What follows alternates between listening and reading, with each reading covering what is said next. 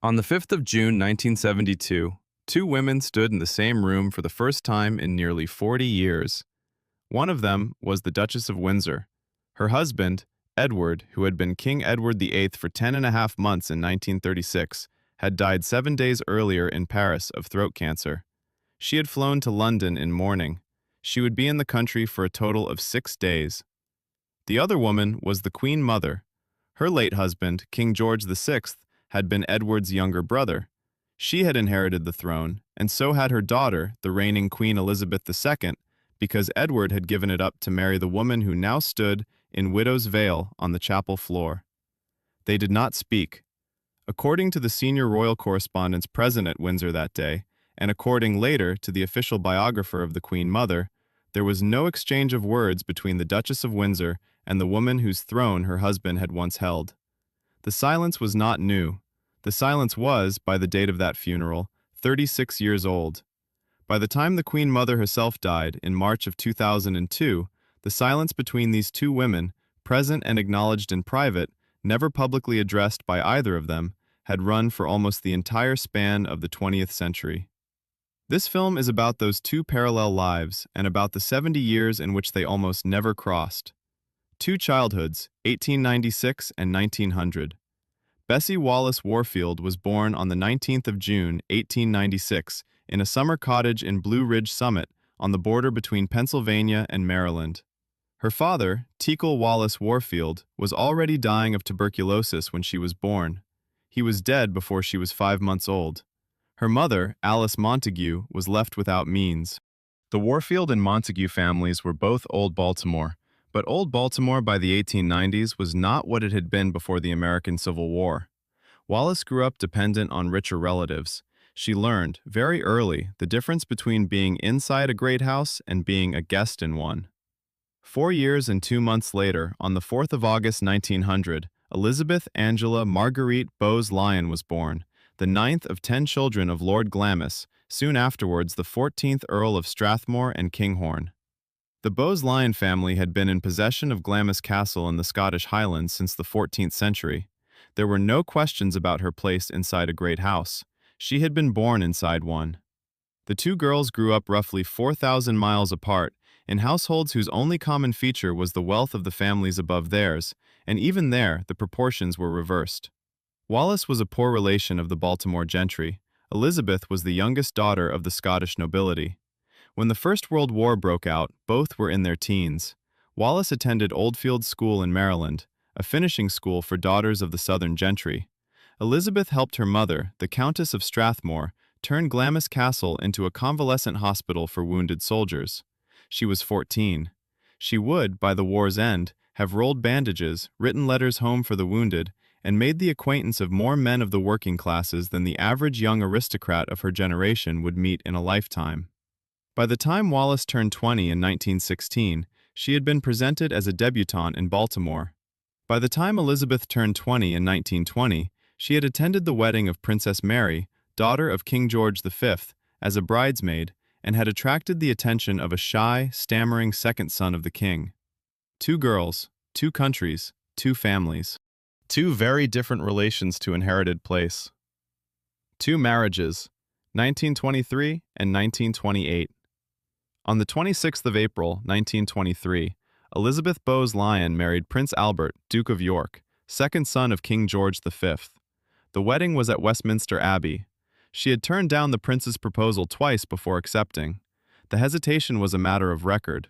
Her own letters of the period, published in 2012 by her biographer William Shawcross in the volume Counting One's Blessings, describe her concern about giving up all freedom by marrying into the royal family. Source: William Shawcross, Counting One's Blessings, The Selected Letters of Queen Elizabeth the Queen Mother, Macmillan, 2012. She married him anyway. He was not the heir. The heir was his older brother, Edward, known to his family as David, Prince of Wales, the most photographed unmarried man in the world. 5 years later, in the summer of 1928, Wallis Warfield Spencer, by then divorced from her first husband, the alcoholic American naval aviator Earl Winfield Spencer Jr., arrived in London with her second husband, a half-American, half-British businessman named Ernest Aldrich Simpson. The Simpsons settled in a flat in Bryanston Court, Marylebone. In 1930, the Simpsons were introduced to the Prince of Wales by a mutual acquaintance, Lady Furness, who was at that time the prince's mistress. By 1934, Lady Furness was no longer the mistress, and Wallis Simpson was. By 1936, the king, by then Edward VIII, his father having died in January, had decided he would marry her.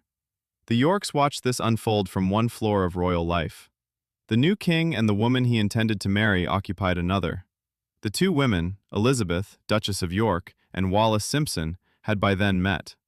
Wallis recorded the meeting in her memoir, The Heart Has Its Reasons, published in 1956. The Duchess of York, she wrote, was charming in the way English women of her class were charming, and, Wallis added, always smiling like a Cheshire cat.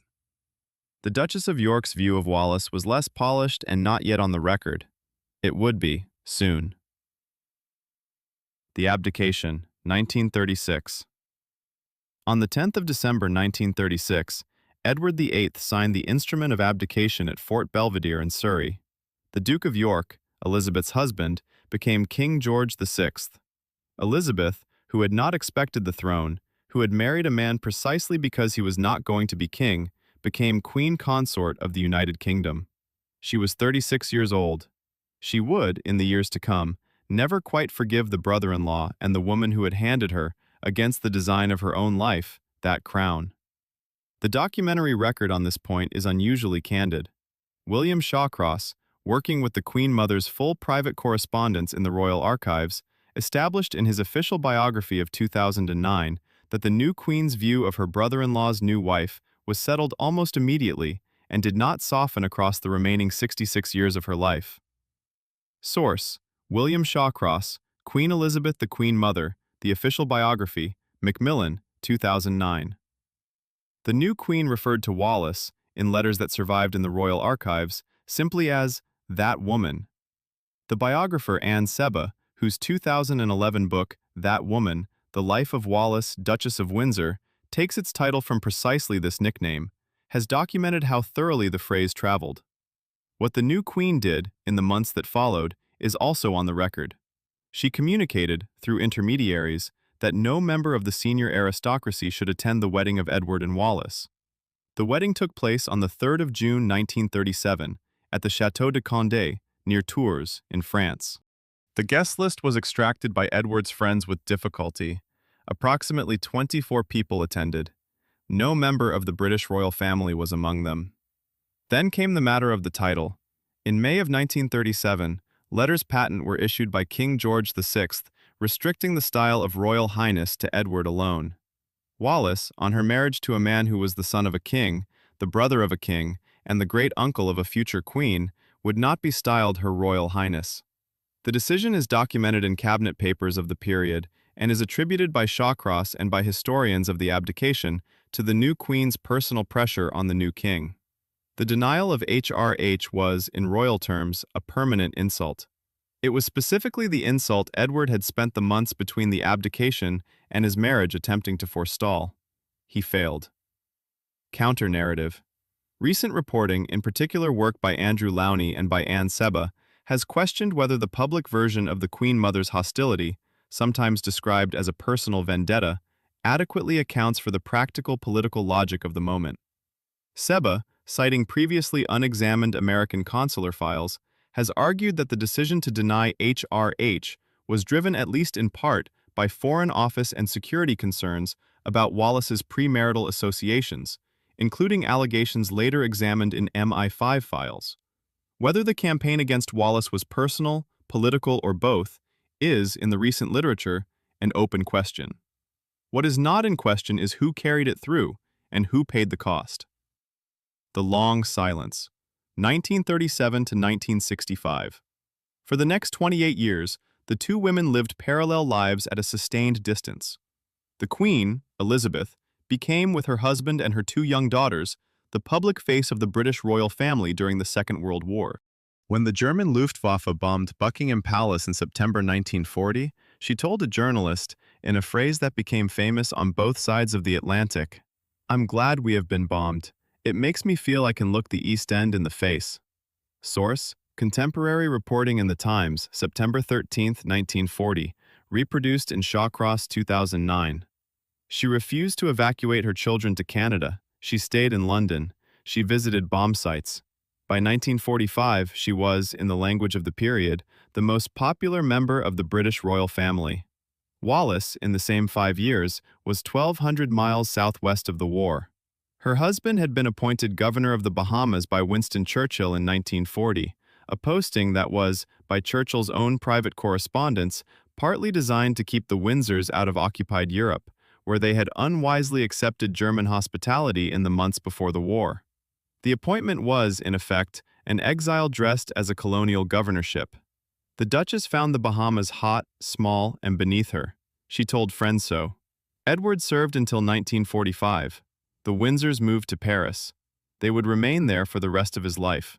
What the Queen Consort believed about her brother-in-law's wife in those wartime years has been supplemented, since the 1990s, by the declassification of 2 separate documentary streams.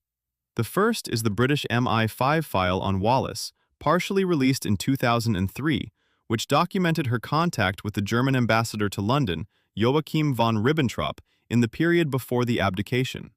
The second is the so-called Marburg files, captured German Foreign Ministry papers from 1945, which described an SS operation in 1940, known to its planners as Operation Willy, to detain the Duke and Duchess in Lisbon and place them at the disposal of the Reich. The operation was abandoned when the Windsors sailed for the Bahamas. The papers were declassified, after years of British and American negotiation, only in the 1950s. Source: Marburg Files. Captured German Foreign Ministry Documents, Series D, Volume 10. Declassified 1957. MI5 File PF47859. Partially released to the National Archives, Q, 2003. None of that material was public when the Queen Consort made her view of Wallis Simpson. But the existence of the material, when it finally surfaced, did not contradict the view. It supplied, for those who needed one, a retrospective justification of it. Through the late 1940s and the 50s, the Duke applied, repeatedly, through intermediaries and occasionally directly, for some kind of working role inside the British system. He wanted an ambassadorship. He wanted to be useful. He wanted, more than anything, an acknowledgement that his wife was a member of his family. The requests were declined. By every account from the period, including the recently released files of Edward's intermediary, the Duke of Kent, the central obstacle was the Queen Consort, then from 1952 the Queen Mother, who held to her view of Wallis with the same consistency she brought to her view of the Empire and of country dancing. She did not soften. The coronation of Queen Elizabeth II in June 1953 was the moment that made the silence concrete. The Duke of Windsor was not invited. The Duchess of Windsor was, by definition, not invited. The two of them watched the coronation on a small television set in a Paris drawing room in the company of friends. The Duke commented to one of them, the journalist James Pope Hennessy, who recorded the remark, that it should have been him. Source: James Pope Hennessy, The Quest for Queen Mary, edited by Hugo Vickers, Zuleika, 2018. That was the longest single stretch of the silence, almost 3 decades. Two women whose names appeared in the same English-language newspapers most weeks of those decades, and who never sat in the same room. The Brief Convergence, 1965 to 1972. In March of 1965, Edward came to London for eye surgery at the London Clinic. He was 70. His sight was failing. Wallis came with him. The Queen, Elizabeth II, visited him in the clinic. This was a matter of public record at the time. Less reported, then or since, was what happened next. The Queen, in consultation with her mother, decided that the visit could be reciprocated by sending the Queen Mother. The Queen Mother went. The two women, the Duchess of Windsor and the Queen Mother, met for the first time since 1936 in the Duke's private room at the clinic. Wallis had been warned by the Duke and by his secretary not to make a scene. She did not. The Queen Mother, by her own account in a private letter to her elder daughter, was kind to the Duchess, and the visit lasted, by the witness of the Duke's secretary, John Utter, about 20 minutes. That is the entirety of the first encounter. 20 minutes in a hospital room in March 1965.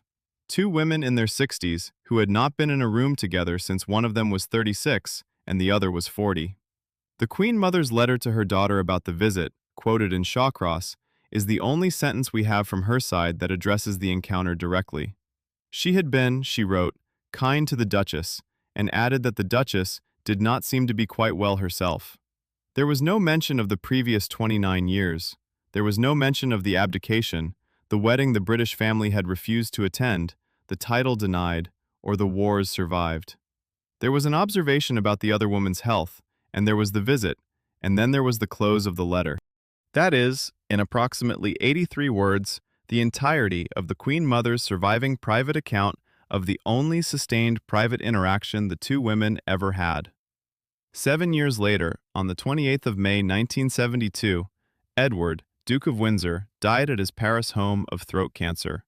He was 77. His body was flown to Britain for burial in the Royal Mausoleum at Frogmore on the Windsor estate, the same Frogmore whose smaller cottage, 50 years later, would house his great-great-nephew Harry and his American wife. The funeral was on the 5th of June. Wallis flew to London the day before. The Queen had arranged that she would stay, with full honors, at Buckingham Palace. The Queen Mother, 8 years older than Wallis, recently widowed herself, was at Windsor for the funeral. The two women stood at the same service. They were photographed in the same frame. They did not, by any account from anyone present, exchange a private word. The Queen Mother, in her later letters quoted by Shawcross, recorded the day as very sad and rather strange. Wallis returned to Paris on the 8th of June. She would never see England again. After Wallis, 1986 to 2002. For the next 14 years, Wallis lived alone in the house on the Bois de Boulogne that Edward had bought for them. Her dementia advanced. Her physical health failed.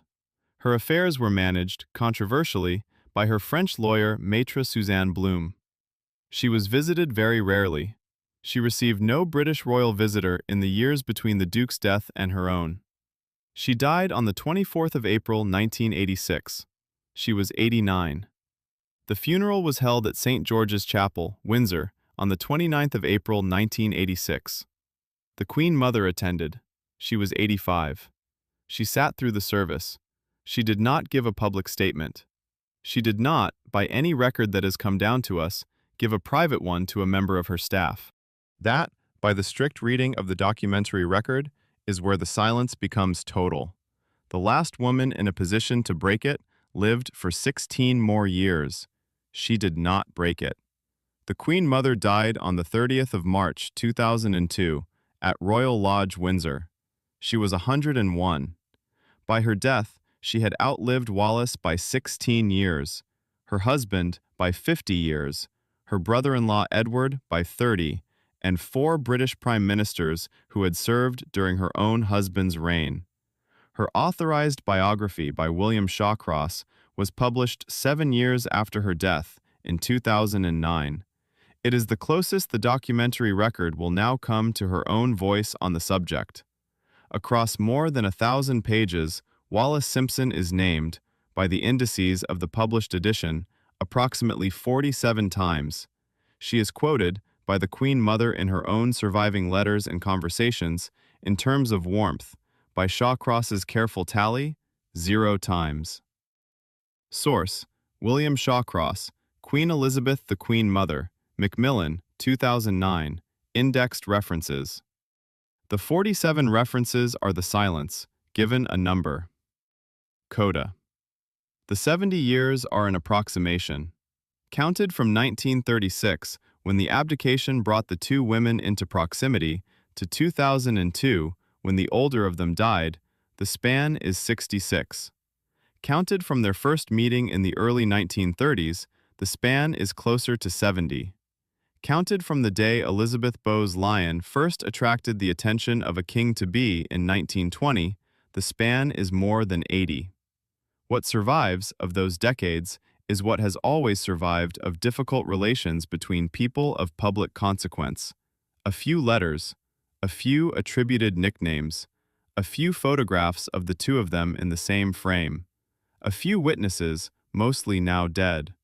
2 biographies in the official tradition, several in the unofficial, and the persistent, traceable, uncrossed line between them, sustained, by one of them more than the other, but by both of them in the end, for the rest of their lives. You cannot make a film about a silence in the same way you make a film about a quarrel. There is no scene to recreate. There is no exchange to dramatize. There is only the documentary record of 2 women who, having decided in 1936 that there would not be a relationship, kept that decision for the next 66 years. That, perhaps, is the most precise definition of a royal silence the 20th century produced. To follow the rest of the map, the silences that lasted, the silences that broke, the people kept inside and the people kept outside, the next file opens here on the channel.